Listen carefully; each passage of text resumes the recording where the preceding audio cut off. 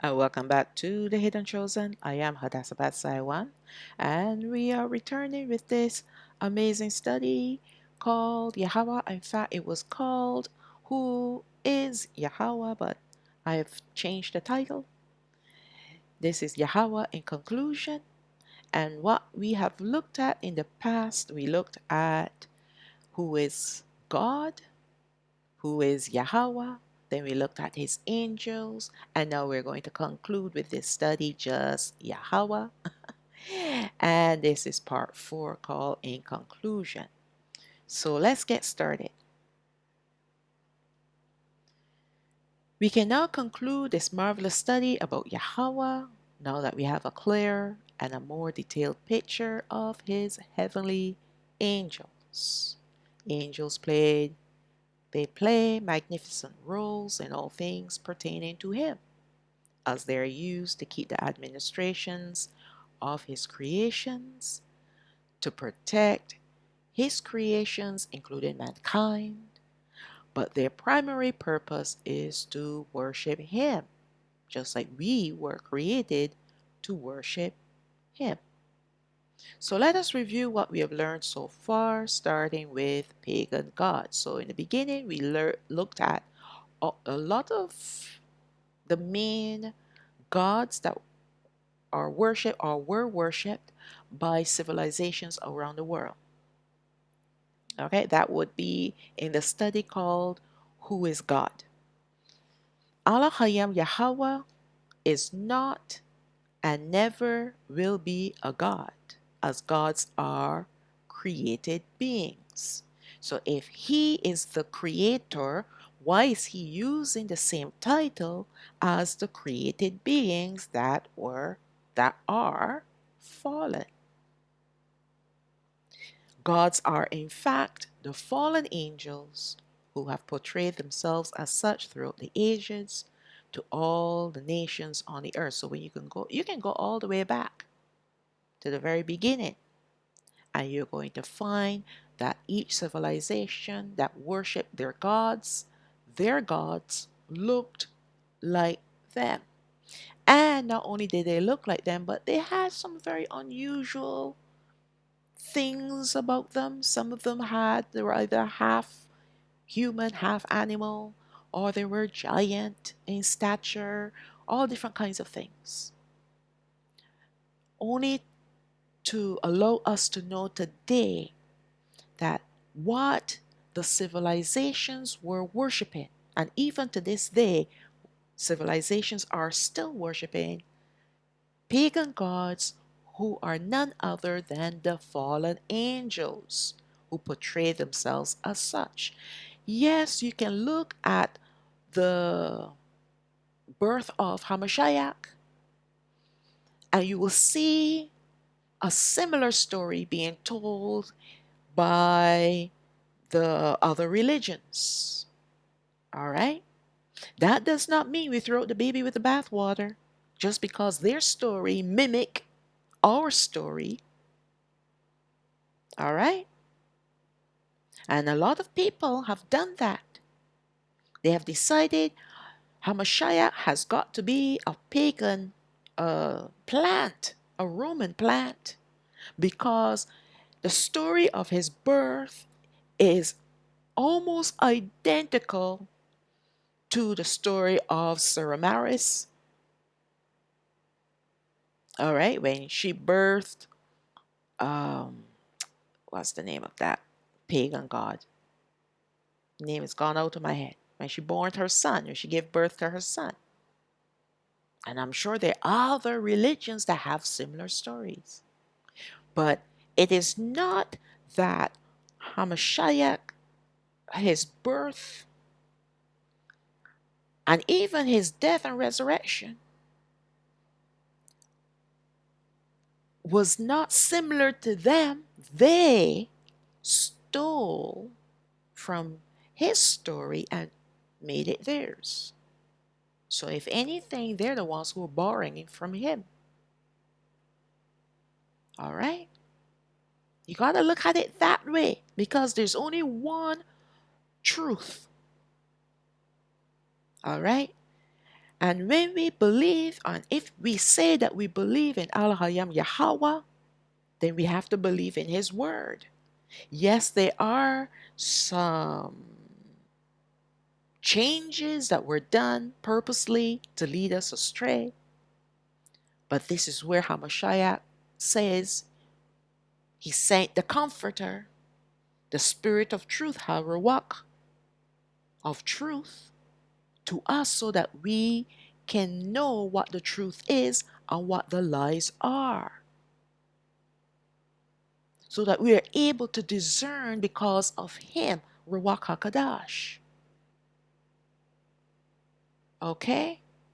So we cannot decide, we're not going to look at the New Testament at all because what we read in there, somehow we read it about other gods. And we're dismissing those gods. So we got to dismiss Hamashiach as well, which to me is utter nonsense. How can you dismiss the one person who has bought your redemption? All because you can't figure out who's telling the truth and who's telling the lies. We know that they are telling the lies. So then we embrace the truth and we search deeper to find out exactly the source of this truth. And we know who the source of the truth is Yahawah.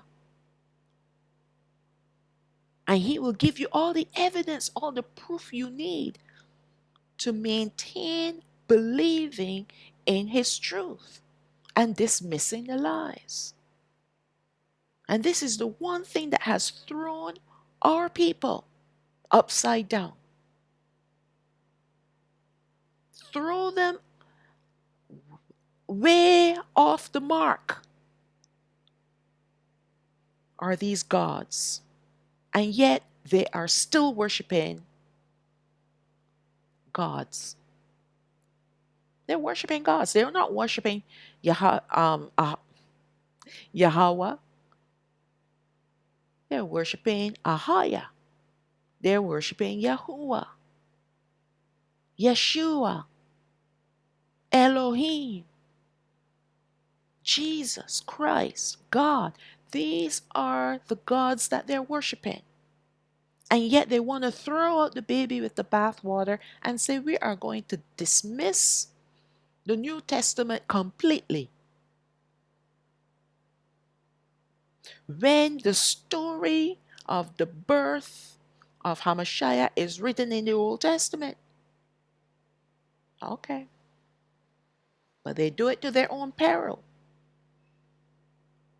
And this is the reason why Hamashiach released his Ruach. It's because he knew that these days were coming where his people once again will be sitting on in darkness, and the only light that will be available to them will be his light. All who choose him, they've chosen his light. And when we choose his light, then Ruach HaAmaf will come to us. That's the Spirit of truth, who is Ruach HaKadosh, will come now and lead us all the way. But the ball is in our part, and we have to decide whether or not we want to pick it up. But a lot of people, they just walk away. They walk away because they are sitting on in ignorance. They're sitting on in darkness, and that darkness is going to increase the more they deny Hamashiach because their sins are compounded. They have no forgiveness of sins, of their sins, their transgressions, their iniquities. And this is the reason why they can carry on as they are, full of pride. No one can tell them anything.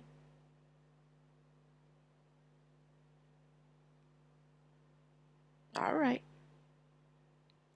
All nations worship these gods, calling them by their pagan names, with the exception to Yashwa'al, who is called to worship Alahayam.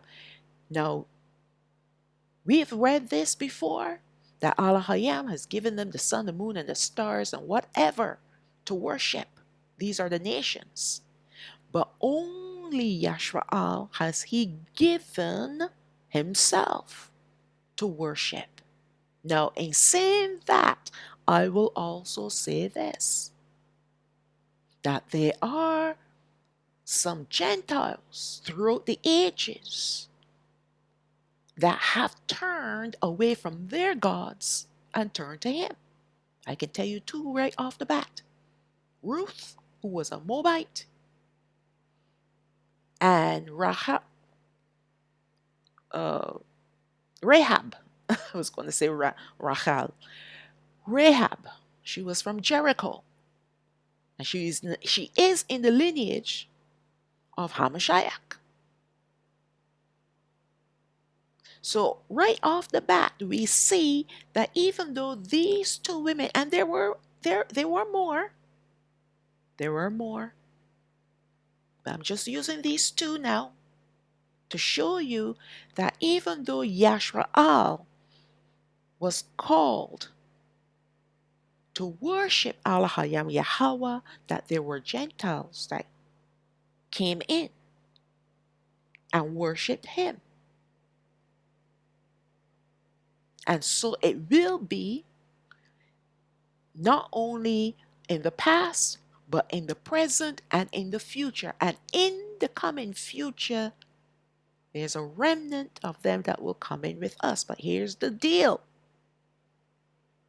They got to put away their gods and worship him the way how we are told to worship Alahayam Yahawah, following all his laws, his statutes, and his commandments, and his judgments. They got to do the same things too. It's not one law for us and another law for them. You got to do exactly what he told us to do. All right? But there's some out there, the Gentiles in the Christian churches, well, even our own brethren too, can't dismiss them.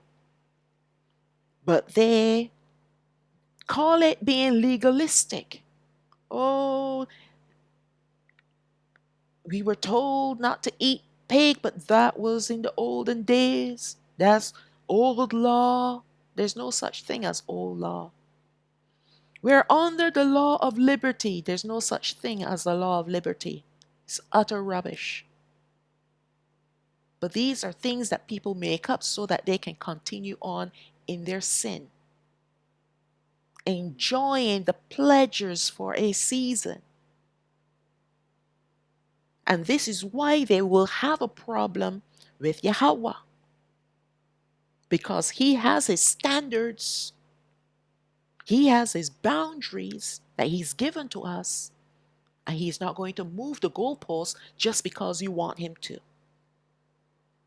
Either you obey or you don't. Simple. All right. However, many of our brethren have been led astray to worship these gods, thinking that they're worshiping Ha'aba. And due to their stiff-neckedness, they are persistently continuing to do so, meaning worship pagan gods, to their utter ruin, to their destruction. Yahawah is Alahayam, the ever-existent ascended glory. That's what his name and title means. Yahawah means ever-existent, and Alahayam means ascended glory. That's who he is. He's also called the Ancient of Days, Ha'olayawan, meaning the highest or the most high. Danaya'al called him the Ancient of Days because he is without age, without beginning and without an ended, as he is the beginning and he is the ended. There was no one before him. There is no one above him. Let's look at Danaya'al, chapter 7. That's the book of Daniel, chapter 7, verse 9.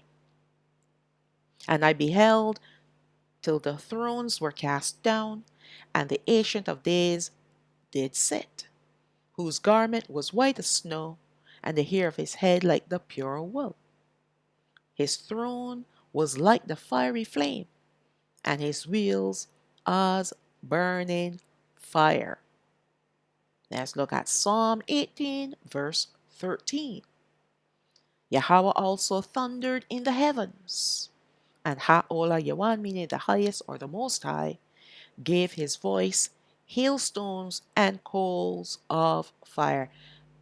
These are his titles that help us to understand who he is, what he is. You cannot quantify his age. He has no age. He exists in eternity. We exist in time. So therefore we have age. We have numbers to tell how old we are.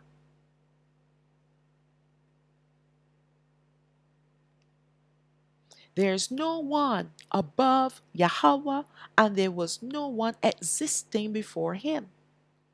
So much so that he swears his oaths by himself. When he declared that there's no other Alahayam beside him, he was not speaking of Alahayam Yahawah, his son, and Alahayam Yahawah, who is his spirit, as they are one with him. And this is another precept that throws our brethren for a loop, throws them off the course. Because, yes, he said in his word, he is one. He is one Yahweh. All right. And even though he is one Yahweh, his son represents him as well as his Ruach. They all together share the same titles, but they perform different duties.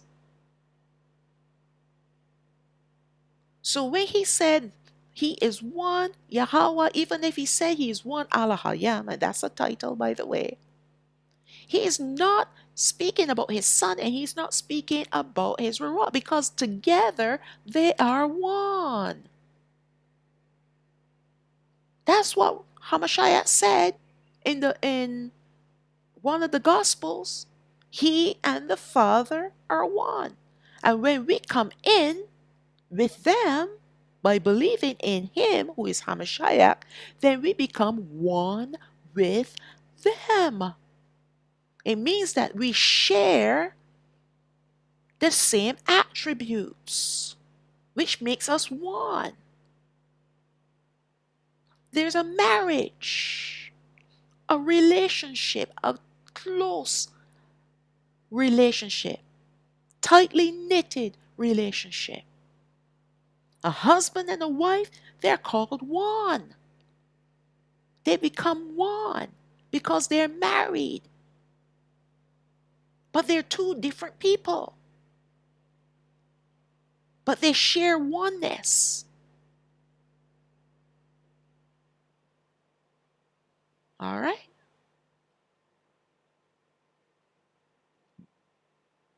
But he was speaking of a creator like himself, who exists or existed before he existed. So when he is talking about he is he is one, and there's none like him, there have never been another creator like him.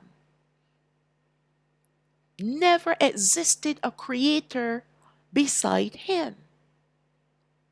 Only he existed. And there's no beginning without him. All right? The gods that we read about, they had a beginning because he created them before they became fallen angels. You're going to see that in a bit. All right? So when he's speaking that he is one, And there's no other creator except him. Only he exists before anything else existed. In fact, there was no existence when because he is existence itself. He created the beginning of existence. And he's going to put an end to certain creations in existence. But there's no ending to him, just like there's no beginning. You can't go to a point of time before him because he does not even exist in time.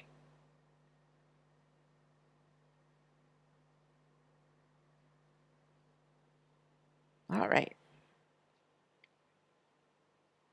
As gods are the fallen angels, they cannot be compared to him in any way. Knowing too that before they were fallen, he had created them as his holy angels. So how can you rightfully put him in the same category as a created being? You're demoting him. But you see, people will do that because they themselves want to be like gods. That was the sin that caused Adam and Hawa to be kicked out of the Garden of Eden.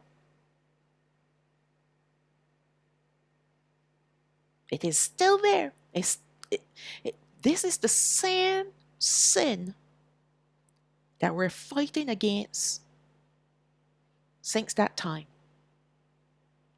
Because we want to elevate ourselves in our own eyes. And in doing that, you want to go further and elevate yourself above him. So if you bring him down a little, that means you can raise yourself up to be somewhat over him. That's what some people do. Let's look at override the book of Hebrews chapter 6 verse 13. For when Alahayam made promise to Abraham, because he could swear by no greater, he swore by himself, because there's no one above him. So who's he going to swear by? Right? He swore by himself. And the promise that he made to Abraham was to make him the father of a nation, the father of a multitude. Yahawah, the book of Isaiah, chapter 44, verse 8.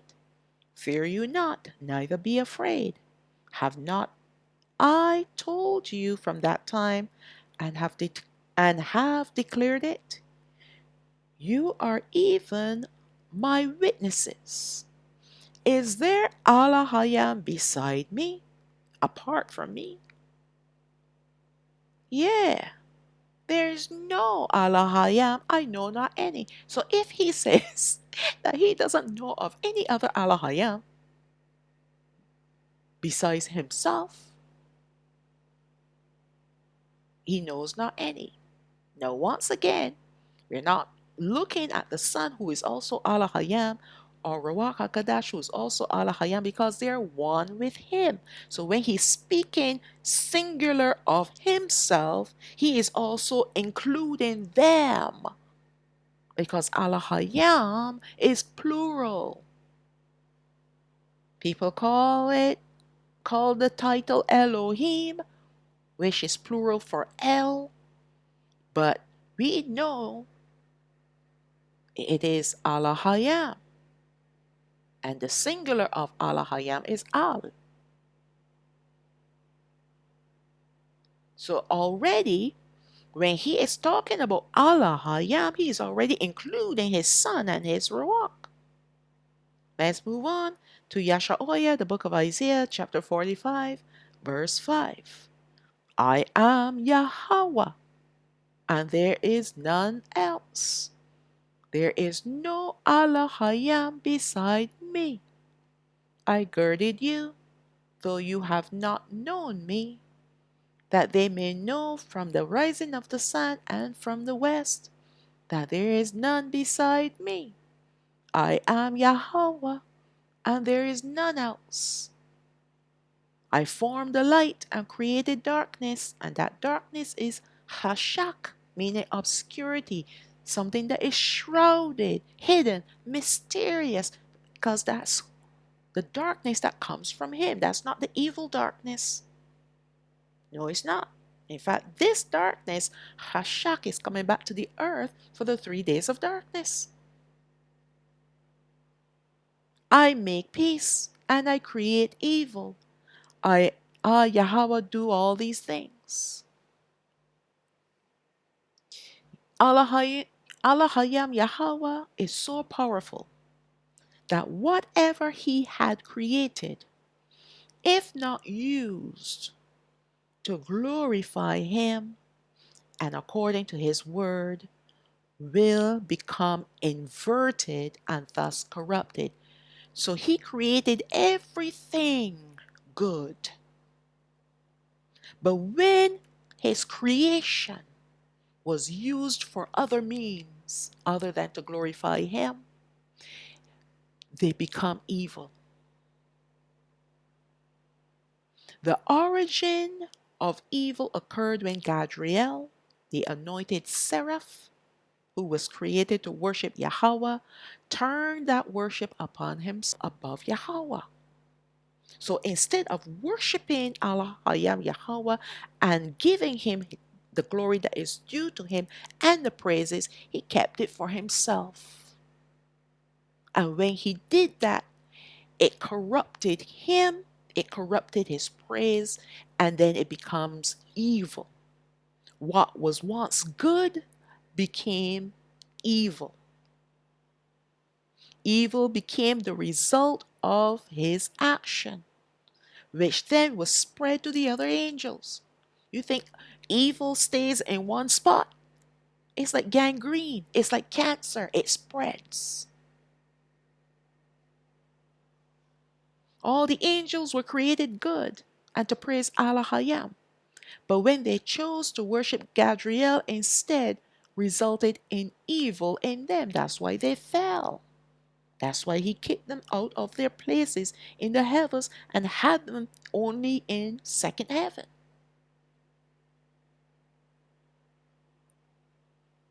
We can go further to look at Adam and Hawa, who chose to disobey Alahayam's command to be like gods. Instead of being obedient to him and to continue worshiping him, and as a result, they became evil. So they were created good. They had a wonderful, marvelous, harmonious relationship with Alahayam Yahawah. He walked with them, he talked with them. But there was one tree in the garden that he warned them not to eat the fruit of that tree. And Gadriel, the serpent that he is, came and tempted Hawa. And Hawa succumbed because when you tell a child not to touch something because it's dangerous, evil comes and tell them, I want to touch it now. Now, instead of rehearsing the command, and by the way, Adam was right next to her, He wasn't in another time zone somewhere. He was right next to her. And he could have stopped her. But he did not, because he too was sucked in by this temptation. In fact, his eyes were on her, not Alahayam Yahawah by this time. Her eyes were on the tree, and his eyes were on her. And that's why when she took of the fruit, she gave it to him. And instead of him rejecting it, he took it and he ate of it. And that's when their glory was shut off. Because then they gave their glory, their obedience, to the serpent, who is Gadriel.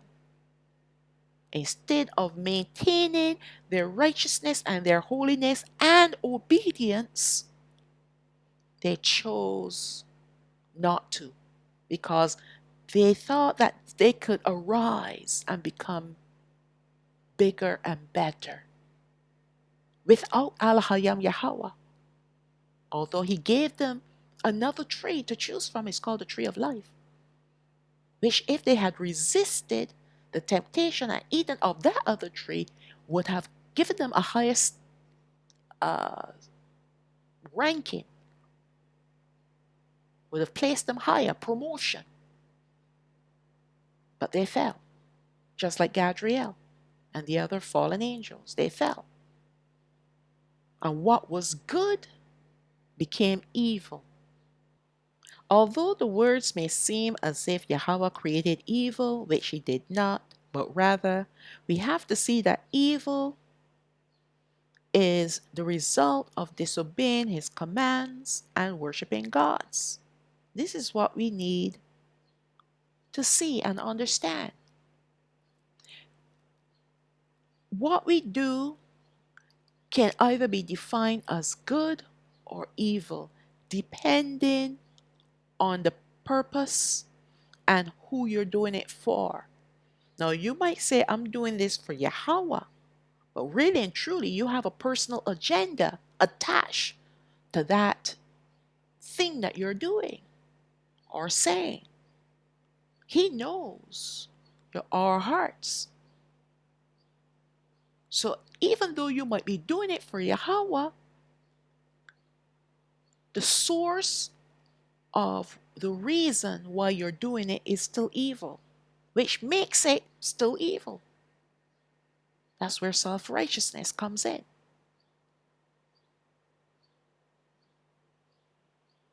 Because it is rooted in self-promotion, self-glorification. But you just plaster the name Yahweh all over what you're saying, and you think that that can cover your secret agenda, which is self.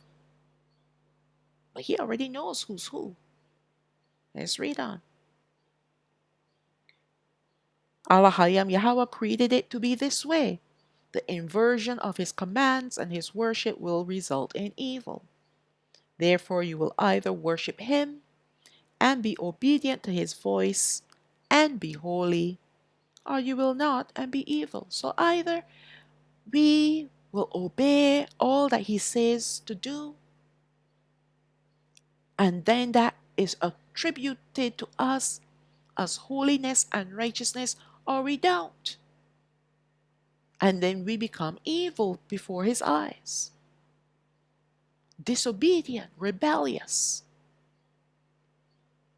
That's evil. We learn that Yahweh is a consuming fire, omniscient, omnipresent, and omnipotent. He is ever present, all-knowing, and all-powerful. Nothing happens unless he gives the authority for a thing to be done or to be spoken. You think these devils running around, creating mayhem everywhere, have the last say? No. They have to get permission from him to do every single thing that they want to do. And the fact that he's allowing them to do these things should be a cause for us to pause and think, maybe this is the end times. Maybe he's wrapping them up and getting rid of them sooner rather than later. He has absolute control over all, and this includes the fallen angels and the Nephilim spirits. They're afraid of him. Why do you think when you read the Bible, when you read in the New Testament, when Yahawasha'o, who is Hamashiach, the man who had all these evil spirits in him, called Legion, what did they say to him? They were afraid of him. Everywhere he went, the darkness was afraid of him because he is the light. He is the truth. He is all powerful, even though he came in the form of a man. And he came in the flesh and walked on this earth. Yes, he had put aside his divinity, but he was still the essence of truth and the essence of light. And the enemy had no occasion with him because he did not have a sin nature. It's only because we have a sin nature that the enemy can provoke us and tempt us. However, Hamashiach has paved the way for us to be able to resist temptation. And he showed us how when he fasted for 40 days and 40 nights, and he was hungry, he was thirsty, he was tired, and yet he prevailed against the devil. And he did that to show us that we can prevail against him. However, we can only do so through him, Hamashiach. We can't do it in our own self, with our own strength. We have no strength to match that of the fallen angels and the Nephilim spirits. But when we are one with him, meaning Hamashiach, and in Ha'aba, now we are endowed with power from on high. And not only power, but I'm talking about knowledge and light, truth and light, so that we can resist the lies, resist the temptations and the provocations. And even if we slip and slide, we still have a recourse. It's called grace, where we can go and repent for our mistake, get up, brush ourselves off, and carry on, and not do it again. That's what we have. All right, let's read on. Before he created the heavens and the earth, he already knew all that was going to happen, starting from the fall of the third of his angels, his holy angels, the fall of Adam and Hawa, and all other disastrous events. Alahayam knew everything was going to happen before they actually happened, even before he formed the heavens and the earth, even before he created the angels. He knew that Gadriel was going to cause a rebellion in heaven. He knew, and he permitted all these things to happen because he is the just judge, righteous in all his ways, and will not force us to be obedient to him and to worship him. Today he has laid his righteous path and have provided choices, evidence, meaning proof, all the proof we need. Read the Bible. He's given us his son, his Rawak, his angels even, his prophecies, his truth, and his servants, the prophets and the apostles, to counteract the evil deeds of the fallen, to help us to choose his ways always. He has laid it all out for us, and all we have to do is choose, starting with his son, and that will get everything rolling in our favor. Because when we choose to believe in Hamashiach, he releases his Ruach to us, and then Ruach HaKodesh will continue to lead us in the straight and narrow path. You can't find that path without him. He already knows who belongs to him and what it will take to turn his people around to be righteous before him. And he has already laid that path for everyone who knows and will answer his call. This is the awesomeness of Alahayam. Alahayam Yahawah, who already knows it all and who created his plans for this path for our sakes, even before he created the heavens and the earth. So, like I said before, Before he created the heavens and the earth, he already knew all that you see happening today. He already knew was going to happen. But he made a way for his people who will choose him, who will choose to worship him, who will choose to believe in his son. He made a way for them to come back to him, to be returned to him, to be redeemed. All right? And he did this long ago. Long ago. All the angels play vital roles in things pertaining to Yahawah. He used his seraphim, cherubim, Ophanim, and his spirits to bring his presence to the earth in the days of our forefathers, when we had a tabernacle and later on we had a temple. Because we know Shalawam, who is Solomon, built the first temple. These angels also took his presence away from his temple and the earth, when Yashraal became rebellious before him by worshiping the gods of the nations around them. You see, they had it so good. They had the land that they didn't have to till, cities that they didn't have to build. They had it good. They had peace all around them because the nations around them were afraid of them because of Alahayam. But when they became slothful servants, lazy-minded, and decide, hey, you know what? I'm feeling good. Everything is good. Let me go and see what those people over yonder are doing. Oh, yeah, they're throwing their babies in the fire. Wonder if we should start doing something like that.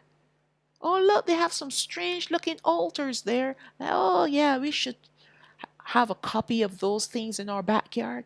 All kinds of nonsense our people began to do, following the rebellion and the wickedness of the other nations. And it made Alahayam Yahawah angry. Now listen to me. It wasn't a one-time deal or one person that did it. This was an ongoing situation where he sent his prophets to warn the people. Warn them that what they're doing is wickedness, to put away the gods that they're serving. The Chemosh, the Ashtaroth. Put them away. Baal, Baalim, put them away. But did the people listen? No. No, they didn't listen. So he said, okay, well, I'm done with you. I'm calling a divorce. I'm going to divorce you because you're playing the harlot.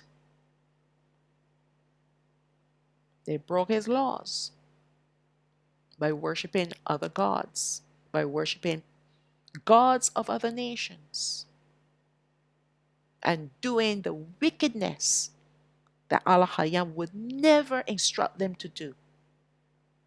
You know what it is to take your baby and throw it in a fire? That is some exceptional wickedness right there. And they worked their way up to that, by the way. They didn't start off by throwing babies in the fire.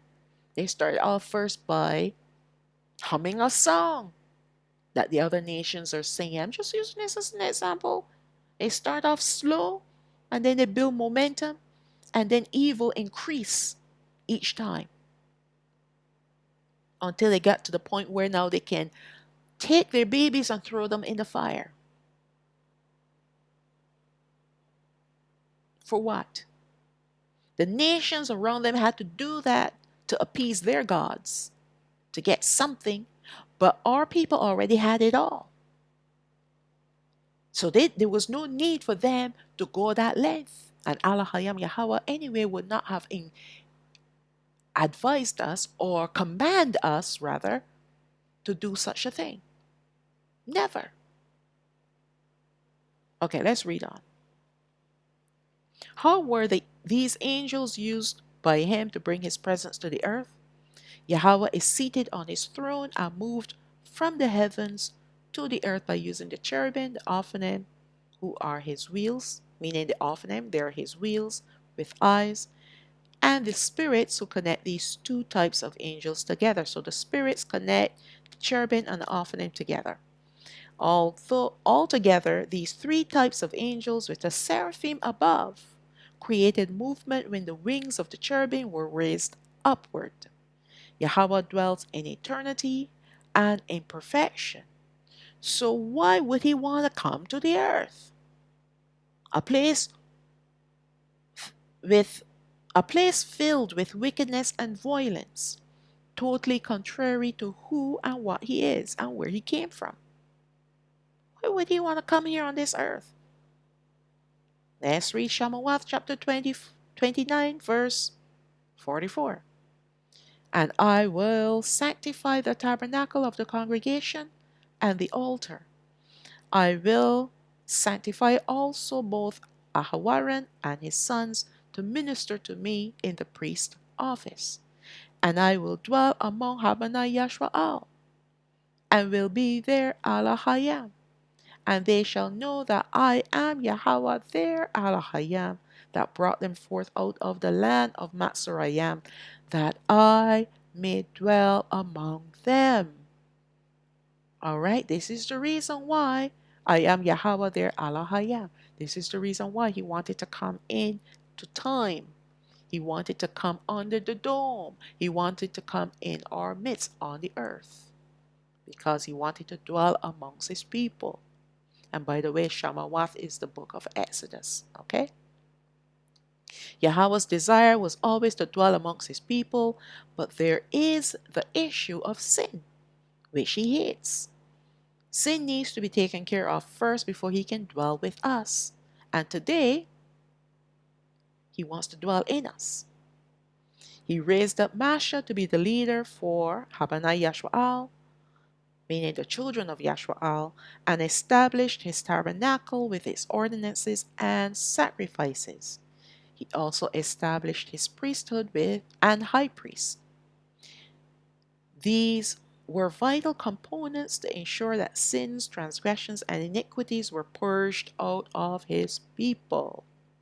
This cleansing purged them, although temporarily, because they had to do it yearly. In fact, they had to do it as often as they needed to do it. No, we had the yearly cleansing, the yearly purging, but then you had it as often as they needed to make sacrifices for their sins.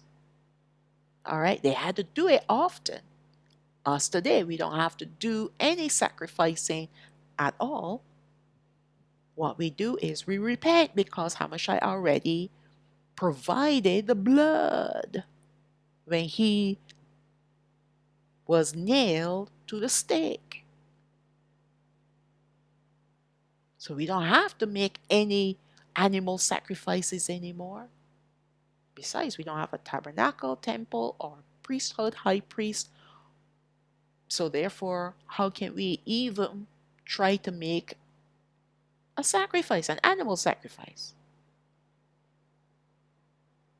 And besides, if you want to go back to the old, that means you're rejecting the Son. And when you reject the Son, you're rejecting the Father, Ha'abba. You're saying that his sacrifice was not good enough. Ha'abba sent his Son to be our sacrifice. Actually, let me rephrase that. He sent his Son to be the sacrifice for our sins. All right? So when we reject Hamashiach because we want to do it ourselves, for whatever reasons, I don't know why anyone would want to go and kill an animal, right? Now, I'm not an advocate for animals. I eat meat. And I know when we go back to our land, we will be sacrificing again. I don't have a problem with that. What I have a problem with is when people try to do it in their own self, because we don't have an idea. We don't know anything about sacrificing. So you go and you sacrifice an animal thinking, oh, yes, I'm doing it for Passover. What you're doing is bloodletting, because you don't have the important components needed in order to make it an acceptable sacrifice. And we already have a sacrifice, a perfect sacrifice that has already been accepted.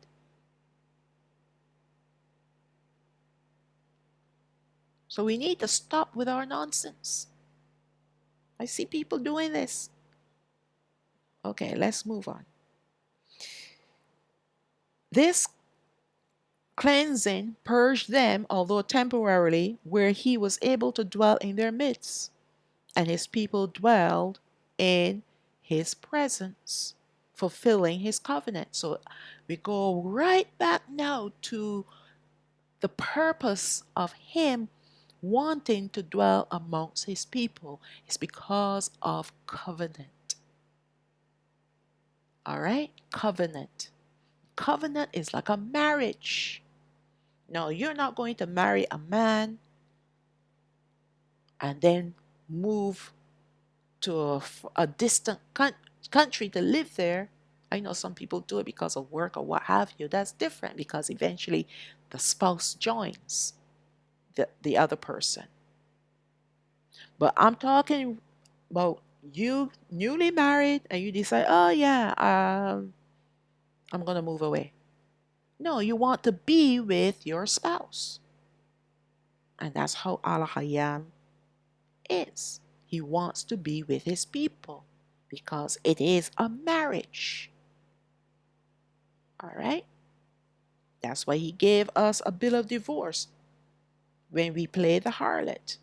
He said that. All right, let's move on. For us today, in order for him to dwell within us, we must be purged of our sins by an atonement that must be made. And we have that atonement in Hamashiach. We already have it. Thankfully, he sent his only begotten Son, who became our lamb that was slain, our high priest forever after the order of Melchizedek, meaning Melchizedek, and the tabernacle not made with hands. All of these components we find in Hamashiach. He's the high priest forever after the order of Melchizedek. He is the tabernacle not made with hands. He was the lamb that was slain.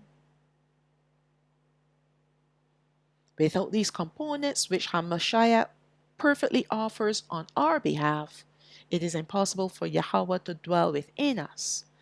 Therefore, for us to be in his presence. So in order for us to be in his presence, he first has to come and dwell in us. Because of rebellion, the physical presence of Yahweh left his temple built by Shalawam, who is Solomon, leaving the earth since that time. He has not shown his physical presence that he did in those days, but this will change in the soon coming future when he will return to the earth to be Malakana, our king, forevermore, and we will be his people. So since those days when the temple was destroyed, that will be in 70 AD, and before the temple was destroyed, he removed his presence from the temple. And since that time, he has not been on the earth. Now he is in his people. That's his presence now. The newness of his presence on the earth in his people. The people that believe in Hamashiach. Now he has taken residence in us. We become now his tabernacle, not made with hands. Let's read on. Revelation chapter 21, verse 3. And I heard a great voice out of heaven saying, Behold, the tabernacle of Alahayam is with men, and he will dwell with them, and they shall be his people, and Alahayam himself shall be with them, and be their Alahayam. So this is the ultimate time when the heavens and the earth are going to be renewed, and his people will be restored completely to be his people without a sin nature, wearing their crowns of life, having eternal life, and he will be forevermore in our midst. All right, so this is coming, and in the meantime, we are his tabernacles, not made with hands, that he have chosen to dwell in. When the physical presence of Yahweh left the temple, it caused a devastatingly rippling effect on Habonai Yashraal, as they were now rendered powerless, to be made captives of all their enemies, leading us where we are today, living in the lands of our captivity. Because when Yahweh Alahayam was in his temple, there was peace all around them because of the fear of Alahayam in those people. And because they feared Alahayam Yahawah, they feared Yashraal.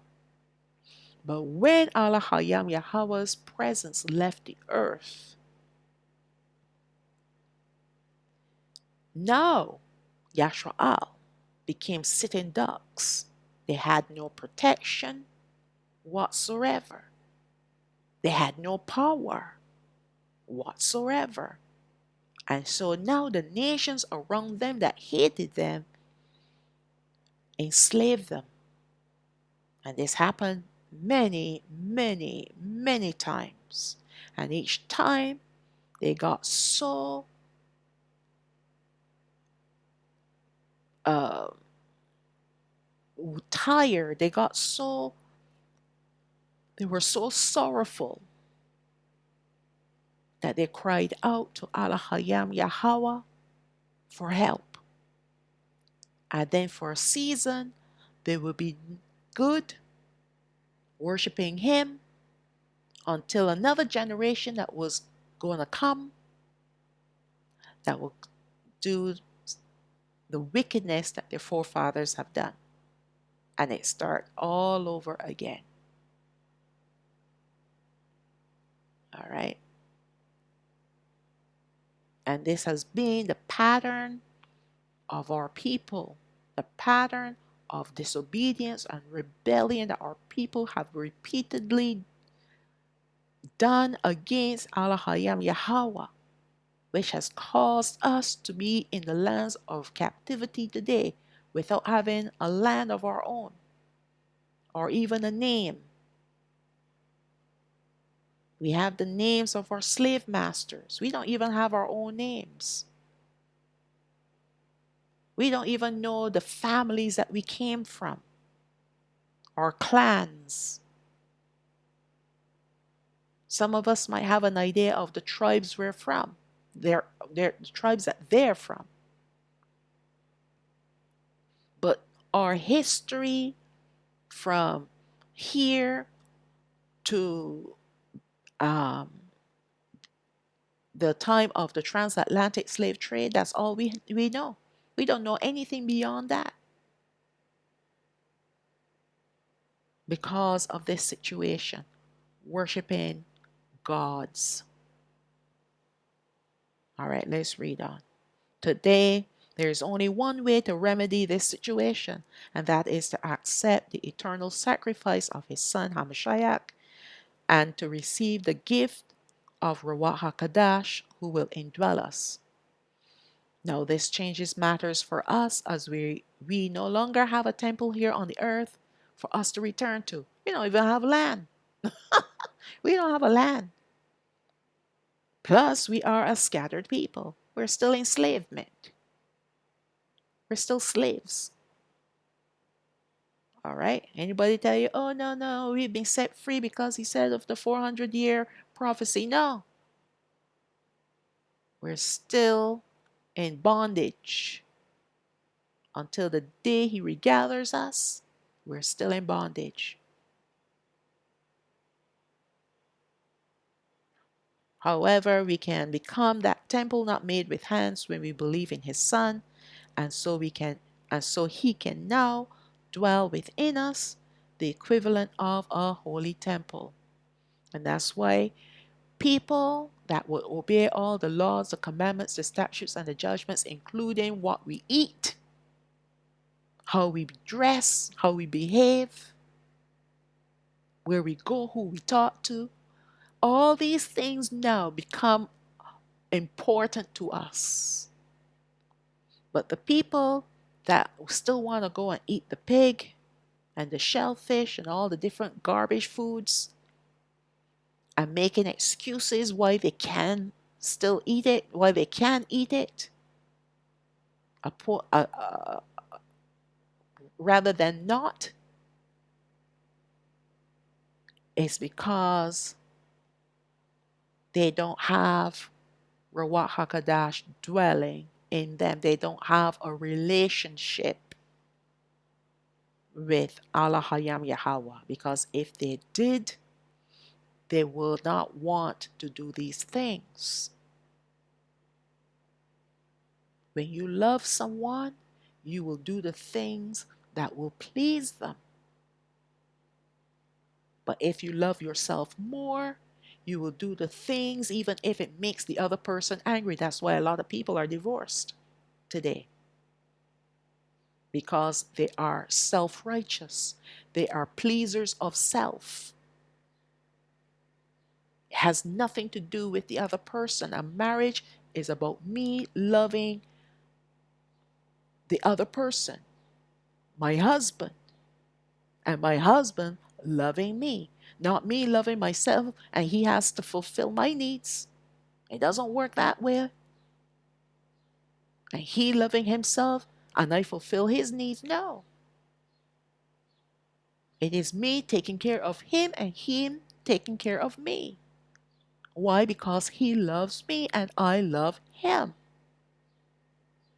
And I will do all that I can do to make him happy, to make him pleased. So if something angers him or something annoys him, I would not want to do it. But that's not the way how we think when it comes to Alahayam Yahawah. We try to find excuses and ways in which to do the things that displease him. All right. Let's read on. First Ka'apa'a, that's Peter chapter 2 verse 3. You also as lively stones are built up a spiritual house, a holy priesthood, to offer up spiritual sacrifices acceptable to Alahayam by Yahawasha'o Hamashiach. So that's who we are. We now become a spiritual house when we believe in Hamashiach. We first must enter into the tabernacle not made by hands, who is Hamashiach, to become his tabernacle or spiritual house, with him presiding as our high priest forever. He is the one who directs us as to the spiritual sacrifices he wants us to make unto him, which will be acceptable to Yahweh. Why? Because our high priest, who is Hamashiach, told us.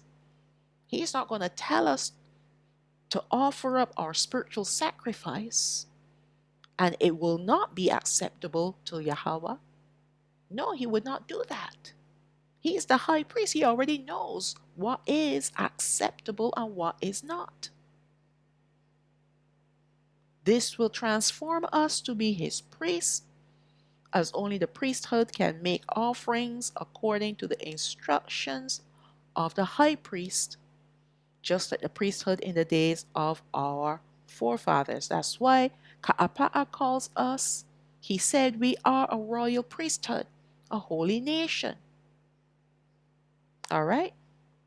Because now we have moved out of the realm of just being a person to being a priest, the priesthood of Hamashiach.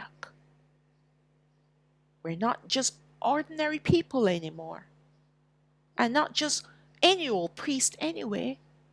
We become a royal priesthood. Why? Because we're serving the king.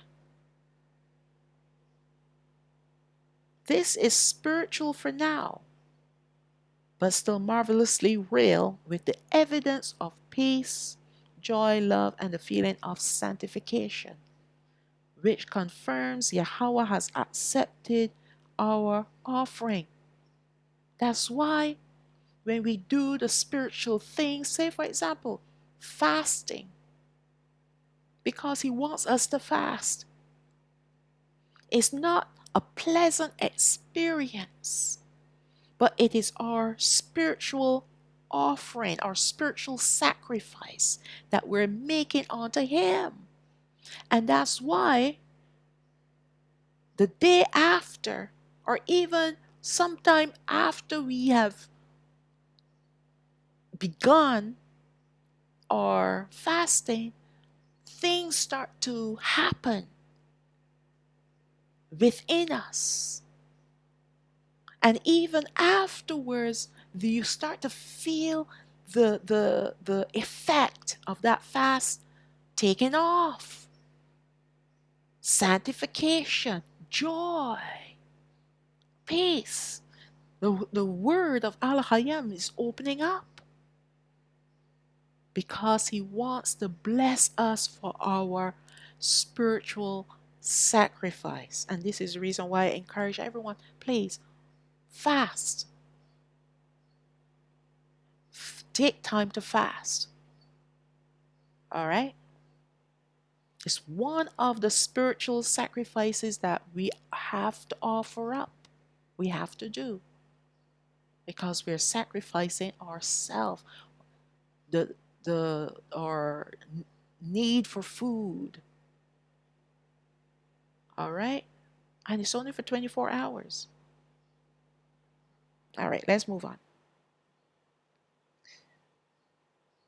However, we can still experience Alahayam's physical presence through dreams and visions like it was with our forefathers of old, according to His will and purpose. So if everything that we are experiencing today is all spiritual, it's all like there's no real physical evidence, but there is evidence, but the evidence is not tangible. However, Alahayam Yahawah can offer us a tangible proof in the form of dreams and visions. Okay? Because now we are entering into His realm because He's called us up. And He begins to show us things and reveal His heart to us. And what happens from there is that it reinforces our faith, reinforces His word, to know that He is real. There's no one in this world that can tell me that He's not real. I have experienced Him so many times. I've had miracles and experiences beyond my own imagination, right? So there's no one on this earth that can tell me that He's not real. You can say it and you can even believe it, but I will not believe it. I know He's real. I have experienced Him so many times to be able to cast aside any negative feedback about Him. All right, let's move on. Yahawah, sorry, I read that already. However, We can still experience, and I read that already. All right, let me read that again. However, we can still experience Alahayam's physical presence through dreams and visions like it was with our forefathers of old, according to his will and purpose. So, according to what he wants us to see, what he wants us to understand, what he wants us to know, what he wants us to do. He will reveal, he can reveal all of the above in dreams and visions. Let's look at Barashaya, the book of Genesis, chapter 15, verse 12. So I'm going to give you some examples of how our forefathers received dreams and visions. When Alahayam Yahawah wanted to relay a message to them. So this here is Abraham, our forefather. And when the sun was going down, a deep sleep fell upon Abraham. So he was in a vision. This was there are two kinds of visions. You can have an open eye vision, and you can have a vision even while you're sleeping.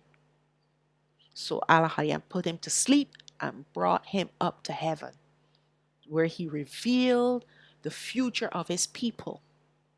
All right? So that's what happened. You have to read the Apocalypse of Abraham in order to understand the fullness of this vision. Okay? And lo, a horror, meaning a dread of great darkness. And this is hashaka from the root word hashak, meaning obscurity. And it fell upon him. Let's look now at the book of Isaiah. That's Yeshua chapter 6, verse 1.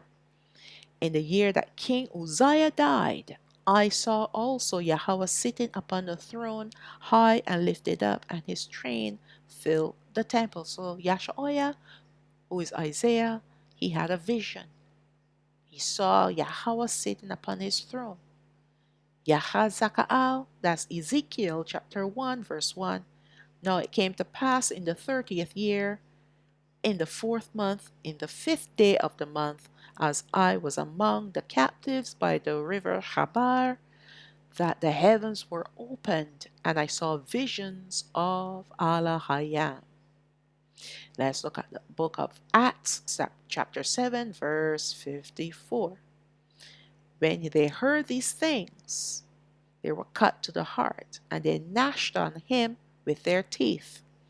But he, being full of Ruach HaKadosh, looked up steadfastly into heaven and saw the glory of Alahayam and Yahweh standing on the right hand of Alahayam. So the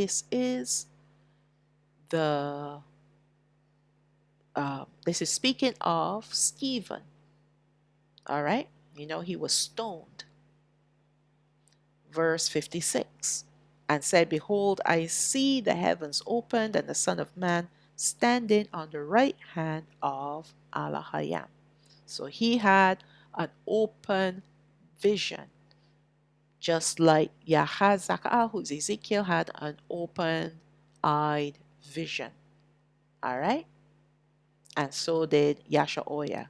Abraham, he had a sleeping vision. Okay. Dreams and visions are Alahayam's way of making personal and direct contact with his people to reveal his heart to them. Dreams can either be symbolic or actual, needing no interpretation. So if it's actual, you don't need any interpretation. But if it's symbolic, like a lot of the dreams that Dana Ya'al had, they were symbolic. Gabara Ya'al had to come and bring interpretation.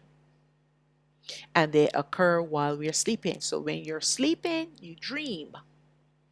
Visions can occur both while we are sleeping or awake. The difference is that they are more interactive on our part than dreams. Because visions are interactive, they can be more profound and affect us as such as we experience varying emotions related to whatever is going on or what we're seeing or hearing. So we actually can feel the fear, smell fragrances, taste. So all our senses are activated when we are in a vision, whereas in a dream, we will hear and we will see, but we won't necessarily smell or taste, or because most of the time a dream is like us watching a movie, right? But visions, now we are part of what is going on. Okay? That's the difference. Yes, all our senses are fully used in visions, whereas in dreams, only a few of our senses are used, like seeing and hearing. But our emotions are not as deeply affected. This is because dreams are like puzzles most of the time and convoluted for the most part, but yet not to be ignored. Just because you don't understand it doesn't mean that you ignore it. And here's another thing with dreams and visions, we got to be careful who is giving us these dreams and visions. All right? Open-eyed visions are the most unusual and very unique, as we see with Stephen above when he saw Hamashiach and Yahawah in heaven. Yahawah speaks through his seraphim, cherubim, and Ophanim, and we saw that whenever they moved, his voice was heard through their upward movement of the wings of the cherubim. So let me read that again. His voice was heard through the upward movement of the wings of the cherubim. There are also other ways in which Yahawah sent his word to his people, either through his servants, the prophets and apostles, through his son, through Ruach, his Ruach, and or through his angels. So we're going to see that in the past, before Ruach HaKadosh came, before Hamashiach came, angels were the messengers that were sent. After Hamashiach came and he released his Ruach on the earth, and also his apostles, all right? Now it is Ruach HaKadosh, especially today, he is speaking to us directly.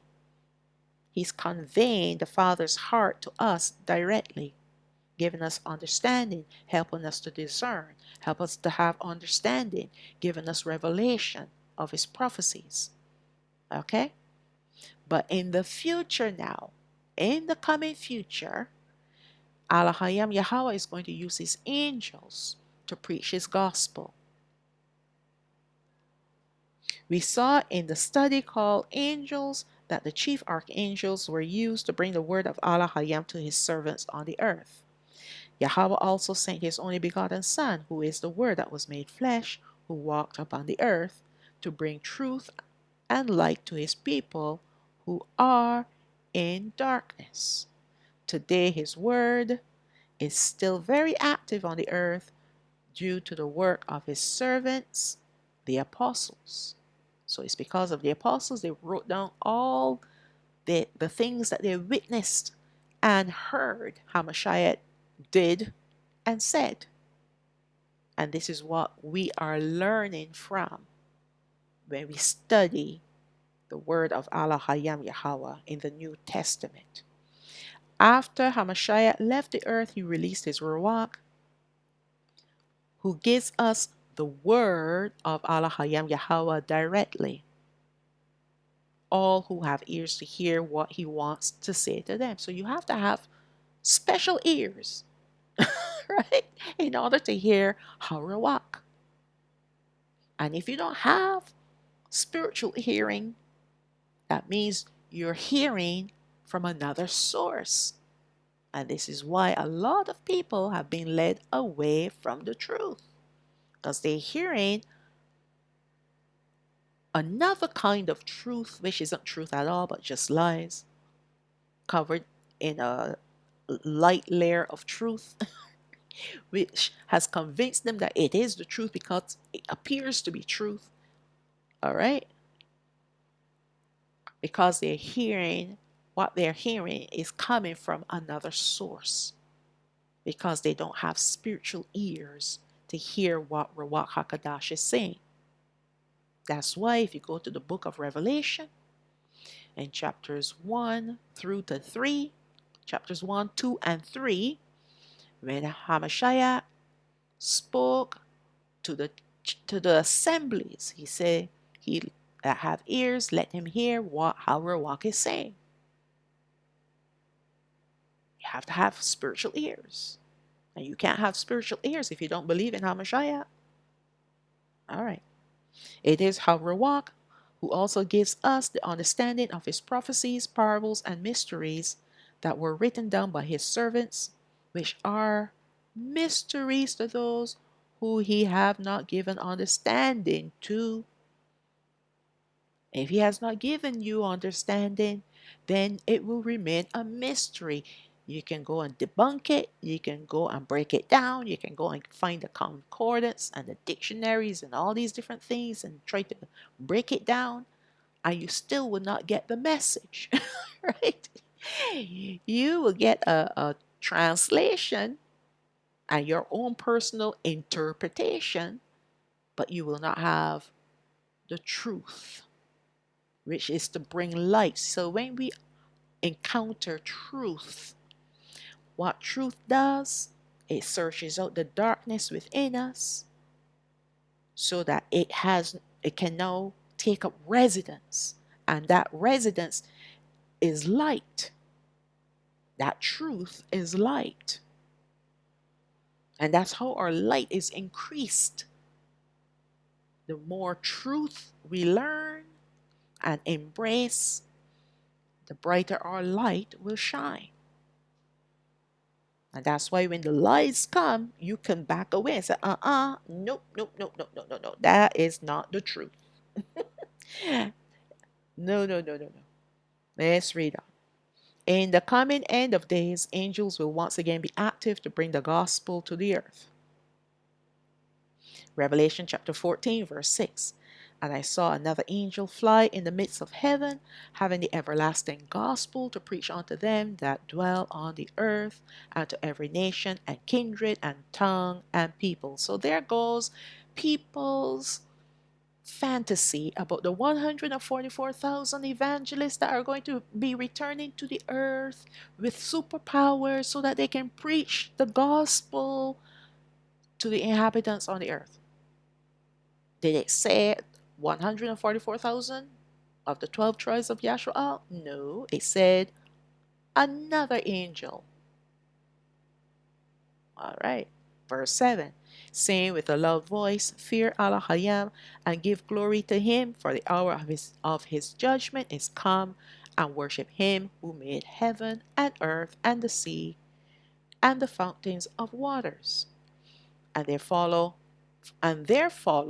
another angel saying, Babylon is fallen, that great city, because she made all nations drink of the wine of the wrath of her fornication.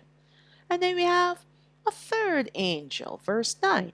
And the third angel followed them, saying with a loud voice, if any man worship the beast and his image, and receive his mark in his forehead or in his hand, the same shall drink of the wine of the wrath of Alahayam, which is poured out without mixture into the cup of his indignation. And he shall be tormented with fire and brimstone in the presence of the holy angels and in the presence of the Lamb. And the smoke of their torment ascends up forever and ever, and they have no rest day nor night, who worship the beast and his image, and whosoever receives the mark of his name. Here is the patience of the saints. Here are they that keep the commandments of Alahayam and the faith of Yahawah. So we see here three angels preaching three gospels to the inhabitants on the earth. Because of the Gentiles who will be left on the earth after the 12 tribes are regathered, Alahayam will send his angels with his everlasting gospel and with messages to his remnant who belong to him, meaning the remnant of the Gentiles. They're the ones that are left. The southern kingdom was already taken up in the chariots. The northern kingdom, which will be the 9.5 tribes, they'll be heading to the land Yashraal, and they'll be walking in this perpetual garden of Odan. So they'll be protected. Okay? The only people that are left now that Alahayam is going to turn to, which would be to claim the remnant of his Gentiles, but first they have to go through the rest of the judgments. And that's why he will send his angels to them. All right, and not just these three, he's going to send more angels because they're going to need help. They're going to need some place to hide, food, water. Okay, they need shelter, clothing. In fact, the clothes aren't going to even wear out. It's going to be just like what happened with Yashwa'al when they were in the wilderness. They wandered around for 40 years and their shoes didn't wear out. And that's what's going to happen for the Gentiles. Their shoes aren't going to wear out, the ones that belong to Him, as long as they remain faithful to Him. And this is the reason why they have to go through what He is going to release upon the earth, because He is sifting out the rebels from amongst them. They will happily receive his word during the worst time that this earth will ever see, and because of this they will be preserved in order to see the millennial reign of Hamashiach. Isn't that awesome? I mean, everything is going to last. It's going to be a short few years before the millennial reign begins. Once the southern kingdom is taken up off the earth, now you can time when the millennial reign will begin. It's not going to be beyond 7 years. All right? But the torments that are coming, the judgments that are coming, is going to be so severe, it's going to make it feel like forever. But if the people on the earth hold on to their faith and remain faithful to Alahayam Yahawah, they will persevere and they will be able to see the millennial reign of Hamashiach. It is during this time of peace, 1,000 years of peace, lifestyles will change drastically as the Gentiles will have to worship Him. The age of a man will no longer be shortened by ailments, especially those who worship Alahayam. So longevity will return to the Gentiles. So remember back in the days of Adam, you know how old Adam was? He was over 900 years old. Okay? All right. However, there will still be deaths amongst them, as a lifestyle of worshiping Alahayam will not be everyone's choice, and Hamashiach will destroy them. And of course, some will still grow too old and die. So, because they still have the sin nature, it's the sin nature that ages us and brings on ailments, and not only ailments, but negative feelings, all different things. So they're going to be the last group that will still have their sin nature, which will cause all these different things to happen. But if they hold on to Alahayam Yahawah and keep believing in Him and worshiping Him, all will be well. But as we saw in the book of Zechariah, that there will be some that will refuse to bring their offerings for the festivals, and He's going to give them a warning, and then they're going to continue on, and that's when He's going to destroy them. All right? Because He now represents righteousness on the earth and holiness. And so everyone must come to bring their offerings to Him. And I covered all of this in the book of Revelation, by the way.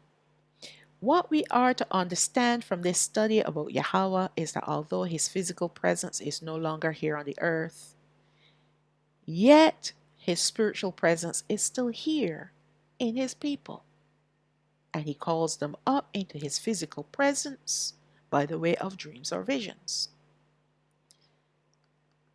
The heavens above the dome is the direct opposite of the earth below the dome. Above the dome is eternity, beneath the dome is time. Above the dome is ethereal, while beneath the dome is physical. Above the dome is where Alahayam and his heavenly angels dwell. Beneath the dome is where mankind dwells. The dome which separates these two areas will one day be removed to reveal the heavens above. So let's go to Revelation chapter 6, verse 12. And I beheld when he had opened the sixth seal, and lo, there was a great earthquake, and the sun became black as sackcloth of hair, and the moon became as blood, and the stars of heaven fell unto the earth, even as a fig tree casts her untimely figs when she is shaken of a mighty wind. Verse 14. And the heaven departed as a scroll when it is rolled together, and every mountain and island were moved out of their places. And the kings of the earth, and the great men, and the rich men, and the mighty men, and every bondman, and every free man, hid themselves in the dens and in the rocks of the mountains, and said to the mountains and rocks, Fall on us, and hide us from the face of him who sits on the throne, and from the wrath of the Lamb. For the day of his wrath is come, and who shall be able to stand? The heaven, what we describe as the blue expanse, will roll together like a scroll which debunks the globe earth theory. That's pure wickedness there. Oh, we're living on a spinning ball. No way. How is that even possible? Anyways, once the heaven is rolled up, Yahweh will be seen on his throne with Hamashiach next to him, and both will exhibit great wrath. This will bring great fear upon the wicked, and the dens which are their underground lairs that they have currently will be of no use to them. So right now we know that they're building underground cities, and they have, in fact, it looks just like a city above ground. All right, they have highways and byways underneath there. So they're going to run to their underground cities, their dens, to hide from Alahayam Yahawah. But we know that stone, metal, or any other material will not be able to hide anyone from the faces of Hamashiach and Yahawah and their wrath.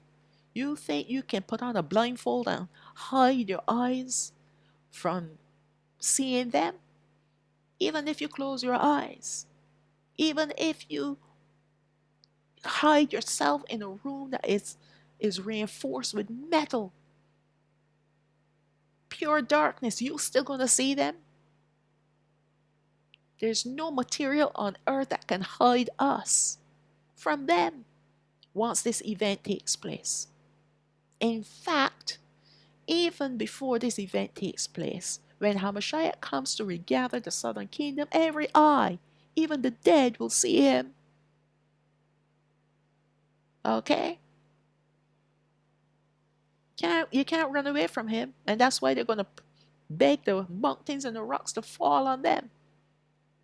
Crush us, kill us, do whatever. Even the dead is going to see them. So how is it possible for the rocks and the mountains to hide them? They're pure wickedness. That's what they are, pure wickedness.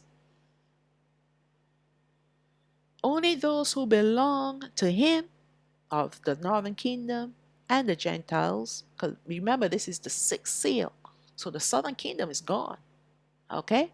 So only those that belong to him of the northern kingdom and the Gentiles will experience the greatest miracles they will ever see, surpassing those of our forefathers, surpassing the miracles that they've read about in the Bible. Yochanan chapter 12, that's the book of John Yochanan chapter 14 verse 12. This is the book of John chapter 14 verse 12. Verily, verily, I say unto you, he that believes in me, The works that I do shall he also do, or he do also. And greater works than these shall he do, because I go on to my Abba. And whatsoever you shall ask in my name, that will I do, that Abba may be glorified in the Son. If you shall ask anything in my name, I will do it. If you love me, keep my commandments. These are fitting words given to us by our Mashiach to let us know that we have already overcome, as he did it all for us when he was here. So there's nothing else for us to do but believe in him. And when we believe in him, then everything will fall into its rightful place. And our lives will fall in its rightful place as well, on the right path, heading towards Alahayam Yahawah. All right? That's all we need to do. All that we need to do is to believe in him, obey all of his commandments, and worship Yahweh only. Put away the pagan gods. There's no way in which Alahayam is going to accept anyone who is worshiping a pagan god or pagan gods. Only him. This is the only way, his way, which he has given to us, spelled out in many ways, so that we can survive all the evil around us in order to live eternally with them, meaning him, Yahweh, Hamashiach, Ruach HaKodesh. All right? So that's the ending of this amazing study. I'm telling you, I learned so much from this study. It really was an eye-opener for me. And I hope it was the same for you. So let's conclude with the blessing for Yashwa'al, taken from Debarayam, chapter 6, verses 24 to 26. That's Numbers chapter 6, verses 24 to 26. Yabarakat Yahawah wa Yashamarak. May Yahweh bless you and keep you. Ya'ar Yahawah panayo alayak wa yachanak. May Yahweh cause his face to shine upon you and have favor upon you. Yasha'a Yahawah panayo alayak wa yashamlak shalawam. May Yahweh lift up his face upon you and give you peace. And now we are going to recite the command that he instructed us to recite when we lie down, when we get up, when we go out, and when we come in, taken from Debarayam chapter 6, verses 4 and 5, and that's Deuteronomy chapter 6, verses 4 and 5. Shama'o Yashwa'al, Yahawah Alahayana, Yahawah Ahad, wa Ahabav Ath, Yahawah Alahayak, Bakal Babak, Wabakal Napashat, Wabakal Ma'adak. Hear, O Yashwa'al, Yahweh our Alahayam is one Yahweh, and you shall love Yahweh your Alahayam with all your heart, and with all your soul, and with all your might. And with that I will say, Shalawam, Shalawam, all praises to the Most High, Abba Yah.